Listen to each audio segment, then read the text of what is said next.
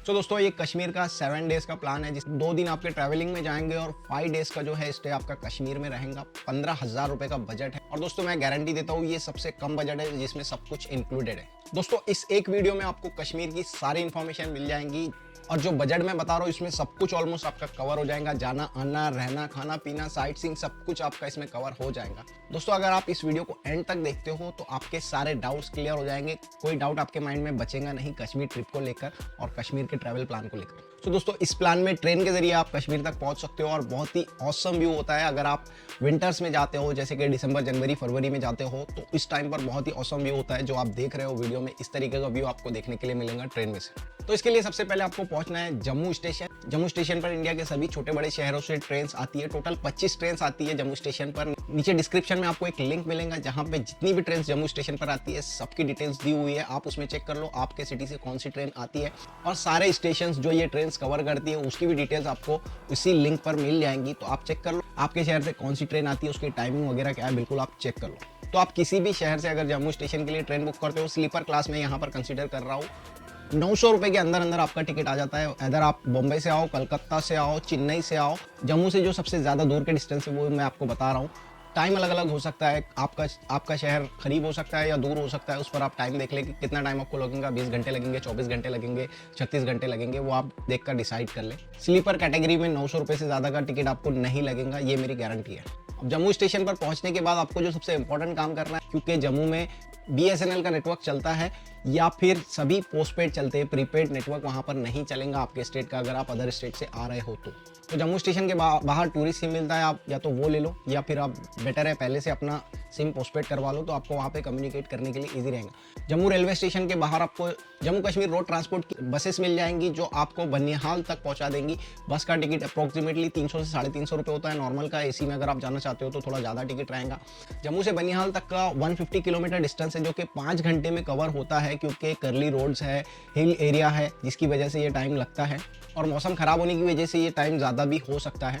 Sharing taxis भी मिलती है जम्मू स्टेशन के बाहर से बनिहाल तक जाने के लिए, या जम्मू का जो सेंट्रल बस स्टैंड है वहाँ से भी शेयरिंग टैक्सीज मिलती है। बट मैं आपको रिकमेंड करूँगा टैक्सीज को अवॉइड कर। ये लोग सही कमिटमेंट नहीं करते और सही इन्फॉर्मेशन नहीं देते, अधूरी इन्फॉर्मेशन देते हैं और पैसेंजर्स को बिठा देते हैं और आधे रास्ते में ड्रॉप कर देते हैं, रास्ता आगे बंद होता है इसकी वजह से। जम्मू से आप बनिहाल तक जाओगे तो पहले आपको रास्ते में उधमपुर लगेगा, उधमपुर के बाद रामबन एक विलेज मिलेगा जहाँ पर हो सकता है आपको हॉल्ट करना पड़े अगर रास्ता खराब हो तो। जम्मू से बनिहाल तक का रास्ता काफ़ी चैलेंजिंग था। पहले ये रास्ता पटनी टॉप से होकर जाता जो कि पूरा हिल एरिया था, तो इसमें 2 घंटे और एक्स्ट्रा लगते थे। लेकिन अभी नशरी टनल बन चुकी है जो कि 13 किलोमीटर की टनल है, पहाड़ को खोदकर बनाई हुई है, जिसकी वजह से आपका ट्रैवल टाइम बहुत ज़्यादा कम हो जाता है। और जो चैलेंजिंग पार्ट है दूसरा, पंथियाल बोलकर एक लोकेशन है वहाँ पर है जहाँ पर बहुत ज़्यादा लैंडस्लाइडिंग होती है और बहुत ही ज़्यादा चैलेंजिंग रोड है ये। तो यहाँ पर भी एक टनल बन रही है। मैं लास्ट ईयर जब गया था तब ये टनल बन रही थी। जब रास्ता बनता तो हम इसी टनल में से बाय वॉक चले गए थे, जो कि बहुत ही ज़्यादा चैलेंजिंग और एडवेंचरस एक्सपीरियंस था। तो अगर ये टनल रेडी हो चुकी होगी तो आपको जो सेकंड चैलेंजिंग पार्ट है वो भी इजीली कवर हो जाएगा। तो दोस्तों बनिहाल स्टेशन पहुंचकर आपको बनिहाल से श्रीनगर का ट्रेन टिकट लेना है जो कि ऑलमोस्ट 45 रुपीज़ का होता है। और ये सबसे ज़्यादा ब्यूटीफुल पार्ट रहने वाला है आपकी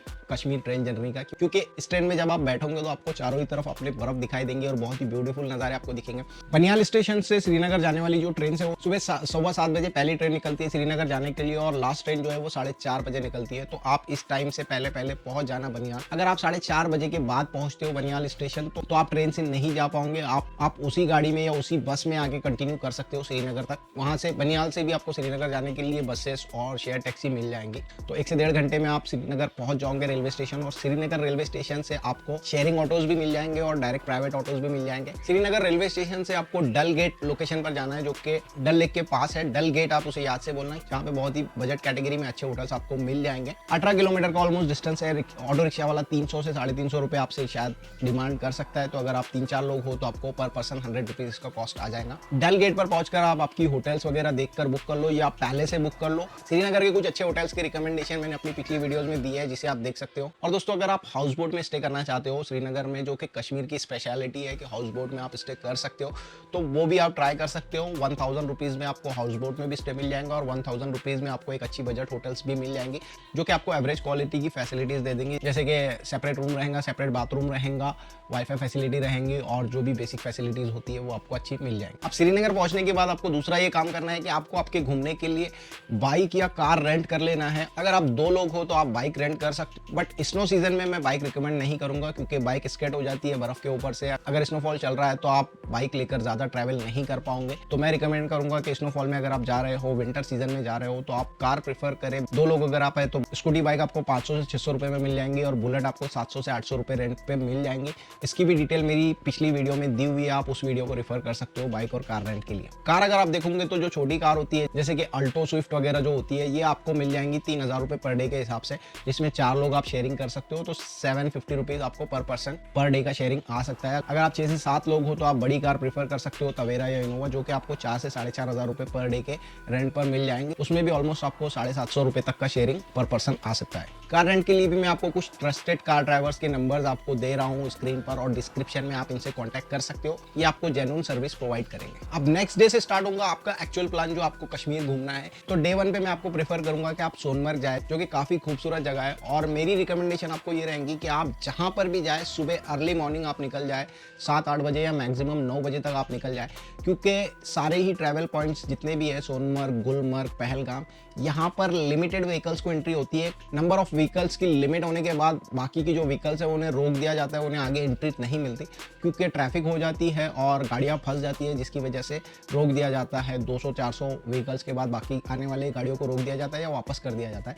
तो जल्दी निकले तो आप जल्दी पहुंच जाओगे आपके टूरिस्ट पॉइंट पर और आपको दिक्कत नहीं होगी, आपको वापस नहीं आना पड़ेगा। ये बात आपको एक्सपीरियंस बेस पर बता रहा हूँ। कई लोगों को हमने देखा है जिनको एंट्री नहीं मिली ट्रैवल पॉइंट पर क्योंकि वो लेट हो गए थे, 11-12 बजे पहुंचे थे या उसके बाद पहुंचे थे, तो उन्हें वापस कर दिया गया, उन्हें एंट्री नहीं मिली। अब ये सबसे काम की बात है, यहाँ पे आपके सबसे ज्यादा पैसे खर्चा होते हैं, जो मैं आपके बचाने वाला हूँ। अगर आप स्नो सीजन में जा रहे हो सोनमर्ग, तो वहाँ पे टैक्सी यूनियन है, जो कि एक पर्टिकुलर पॉइंट पे आपकी टैक्सी को रुका दिया जाता है। आपकी पर्सनल कार हो या आप हायर की हुई टैक्सी हो जो आप श्रीनगर से लेकर आ रहे हो, उसे रुका दिया जाता है, उसे आगे जाने नहीं दिया जाता। और सोनमर्ग के जो टूरिस्ट स्पॉट है वहाँ पे सिर्फ सोनमर्ग की जो टैक्सी यूनियन है उसी की टैक्सी चलती है, जो कि स्नो चेन लगा कर चलाते हैं गाड़ी को। और ये सारी टैक्सी यूनियन की जो गाड़ियाँ हैं, ये सारी गाड़ियाँ वहाँ की जो आर्मी है उसके पास इसकी सारी डिटेल है। अगर कोई किसी तरह की दिक्कत होती है तो ये सारी वो गाड़ियों को वहाँ से निकाल सकते हैं। तो अब ये टैक्सी यूनियन की जो मोनोपोली है कि भाई जिस टैक्सी ड्राइवर का नंबर होगा वही डील करेगा, कोई दूसरा टैक्सी ड्राइवर डील नहीं करेगा जो भी टूरिस्ट आता है उससे। तो आपको यहाँ पर ज़्यादा ऑप्शन नहीं मिलेंगे बार्गेन करने के, लेकिन आपको कैसे करना है मैं आपको बता देता हूँ। सोनमर्ग की जो टूरिस्ट साइट है वो ऑलमोस्ट 36 किलोमीटर है, मतलब आना जाना मिलाकर 36 किलोमीटर है, जिसमें आपको वो 4 से 5 पॉइंट घुमाते हैं। ग्लेशियर पॉइंट घुमाते हैं, सोनमर्ग विलेज घुमाते हैं, वेलकम टू सोनमर्ग का जो ब्रिज है वो आपको दिखाते हैं रिटर्न में। तो ये कुछ साइट्स है जो ऑलमोस्ट 18 किलोमीटर जाना, 18 किलोमीटर आना, ये टोटल डिस्टेंस बनता है। इसके लिए ये आपसे 10,000 रुपये मांगते हैं कि भाई 10,000 रुपये जो है तो वो आपको चार्ज लगेगा। आप 2 लोग हो, 4 लोग हो, 5 लोग हो, वो आपको तवेरा या क्वालिस या टाटा सुमो वगैरह जो गाड़ियाँ होती है स्नो पर चलने वाली, उस गाड़ी में वो आपको लेकर जाते हैं पॉइंट तक और वापस लेकर आते हैं। उसके लिए आपसे 10,000 रुपये की डिमांड करते हैं और बोलते हैं कि भाई 4,000 रुपये का जो नाका है, टिकट है, ये वो सब है। ऐसा कुछ होता नहीं है दोस्तों, कोई नाका वाका नहीं होता।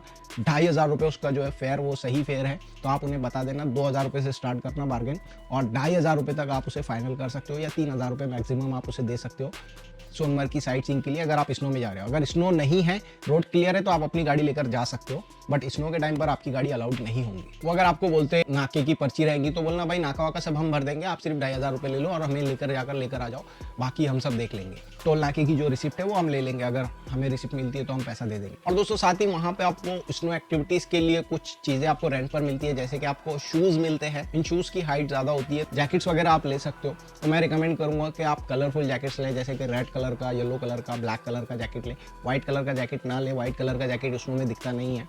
तो कलरफुल जैकेट्स ले ताकि आपके फोटोज वीडियोस वगैरह अच्छे आएंगे। जैकेट का 200 रुपये कुछ रेंट होता है और शूज़ का 120 रुपीज़ या 100 रुपीज़ के आसपास रेंट होता है। शूज़ में भी 2 टाइप के शूज़ होते हैं, एक थोड़ा सॉलिड मटेरियल होता है, थोड़ा सॉफ्ट मटेरियल होता है। तो आप उसे प्रेस करके देखिए, जो सॉफ्ट मटेरियल के होते हैं वो वाले शूज़ लेना, वो ज़्यादा कंफर्टेबल रहेंगे स्नो में खेलने के लिए। अब दूसरी बात, जब आप टूरिस्ट पॉइंट पर पहुंच जाओगे तो वहाँ पर बहुत से लोग आपको अलग अलग सर्विसेज ऑफर करेंगे। वहाँ पर बहुत सारी अलग अलग एक्टिविटीज़ होती है, स्नो बाइक होती है, स्लेज होती है, और भी अलग अलग तरह की एक्टिविटीज़ होती है। तो वो सारी एक्टिविटीज़ के लिए आपको बहुत ज़्यादा पैसे आपसे मांगे जाएंगे। स्नो बाइक के जो चार्जेस है वो 1,500 रुपये बोलते हैं, लेकिन 800 रुपये, 1,000 रुपये तक वो आपको स्नो बाइक चलाने के लिए मिल जाएंगी। एक नॉर्मल सा राउंड आपको दिया जाता है। अगर आप एक्सपीरियंस करना चाहते हो तो 700-800 रुपये ठीक है, 1,500 रुपये डिजर्व नहीं करते। और जो स्लेज गाड़ी है, ये एक लकड़ी की गाड़ी होती है जिस पर बिठाकर रस्सी से आदमी आपको खींच कर लेकर जाता है, पॉइंट दिखा कर लाता है। तो दोस्तों मैं यहाँ पे आपको एक बात बताऊंगा कि आप किसी भी पॉइंट को जाकर देख लो, सारे पॉइंट ऑलमोस्ट आपको सेम दिखेंगे और उन पॉइंट्स को देखकर कुछ खास फायदा आपका होने वाला नहीं है, क्योंकि वो एक नॉर्मल सी जगह है।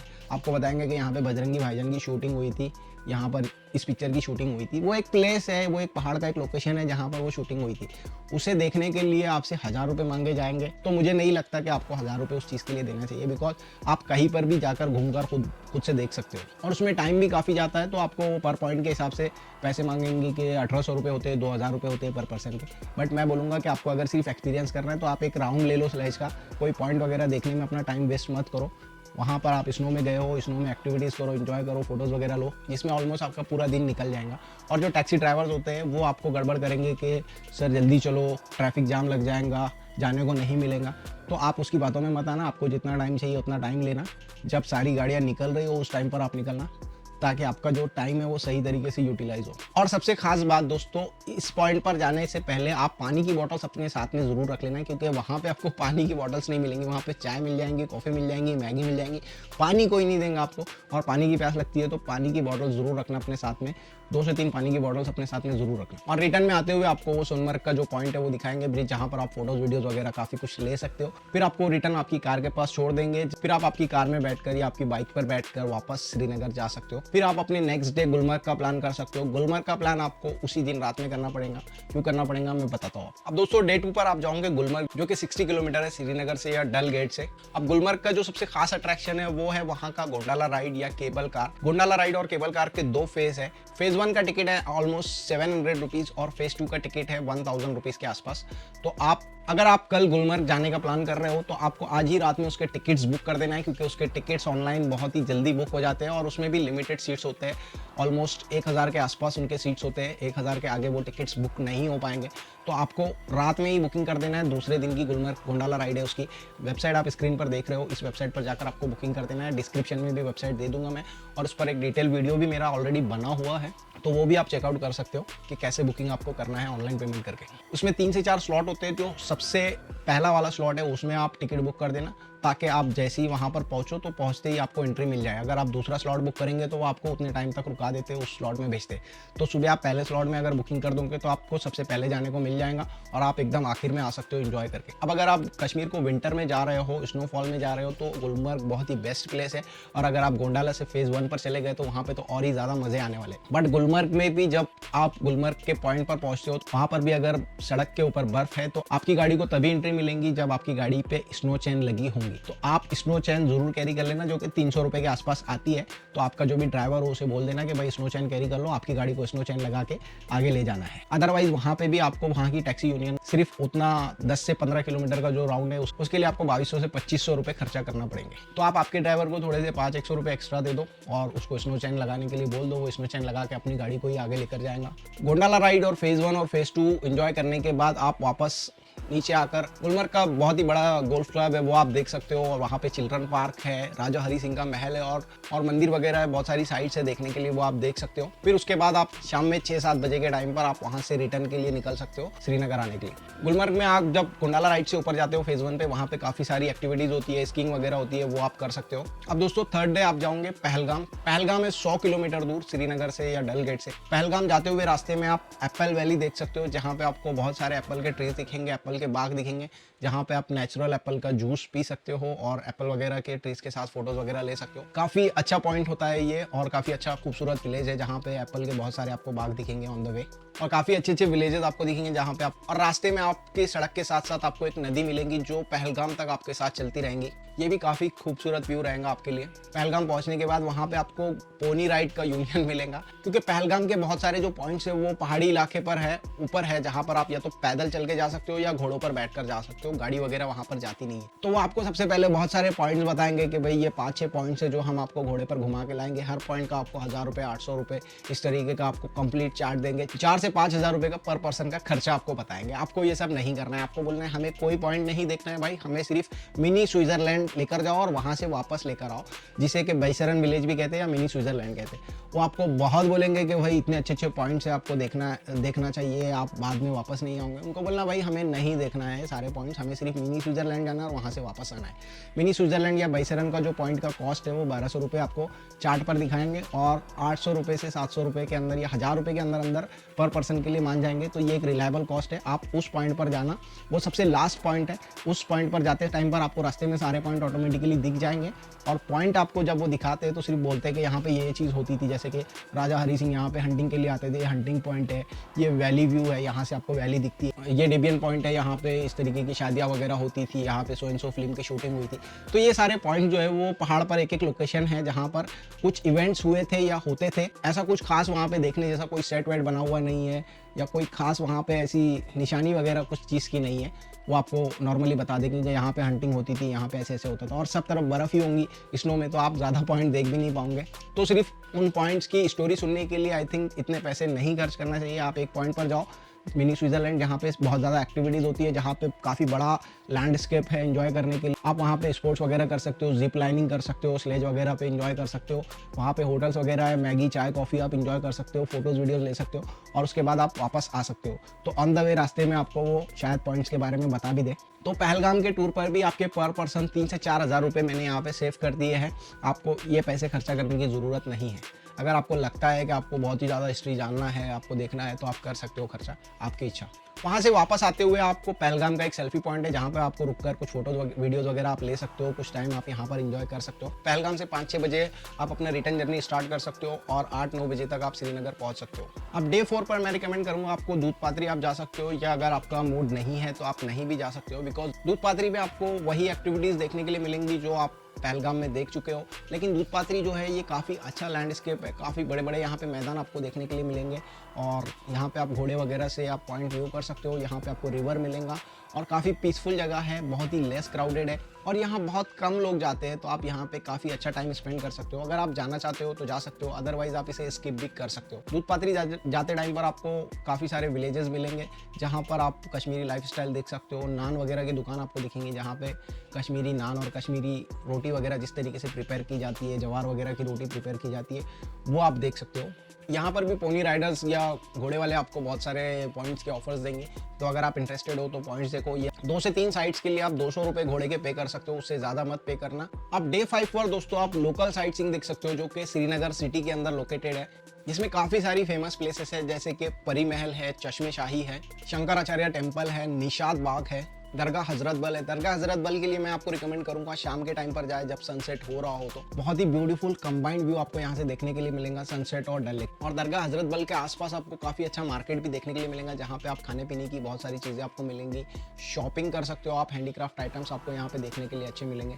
और अगर आप फोर्ट वगैरह में इंटरेस्टेड हो, हिस्टोरिकल प्लेसेस देखने में इंटरेस्टेड हो, तो आप हरी पर्वत जा सकते हो, जो कि राजा हरी सिंह का फोर्ट था, एक अफगान गवर्नर ने इसे बिल्ड किया था। और आपको शिकारा राइड भी जरूर ट्राई करना चाहिए डल लेक में। तो दोस्तों शिकारा राइड के लिए भी आपको बहुत ही ज़्यादा लूटा जा सकता है। शिकारा राइड वाले आपको एक आदमी के 800 रुपये 900 रुपये आपको चार्ज बताते हैं। वहाँ पर बोर्ड्स लगे हुए हैं जिस पर प्राइसिंग दिया हुआ है। अगर आप 4 लोग जा रहे हो शिकारा राइड में, 1 घंटे की शिकारा राइड में, तो 1 घंटे के लिए आपको 500 से 700 रुपये देना है, उससे ज़्यादा पैसे नहीं देना है। तो पर पर्सन आपको 150 से 200 रुपये का शेयरिंग आ जाएगा, अगर आप 4 लोग जा रहे हो 1 घंटे की शिकारा राइड में। 1 घंटा काफ़ी है शिकारा राइड के लिए। इसमें आपको 3 से 4 पॉइंट घुमा देते हैं, जिसमें आपको वो मार्केट दिखा देते हैं जिसे मीना बाजार बोलते हैं, कबूतर खाना दिखा देंगे और मैगी पॉइंट वगैरह दिखा देंगे। तो इस तरीके के पॉइंट दिखा देंगे। और जब आप शिकारा राइड कर रहे हो तो शिकारा राइड के बीच में आप बारबेक्यू एंजॉय कर सकते हो, आइसक्रीम एंजॉय कर सकते हो। तो डल लेक के अंदर आपको इस तरीके की बहुत सारी बोट्स मिल जाएंगी, जो आपको स्वीट कॉर्न दे रहे हैं या फिर आपको बारबेक्यू बना के दे रहे हैं, आइसक्रीम बेच रहे हैं। तो आप शिकारा की राइड में ये सारी चीज़ों के मज़े ले सकते हो।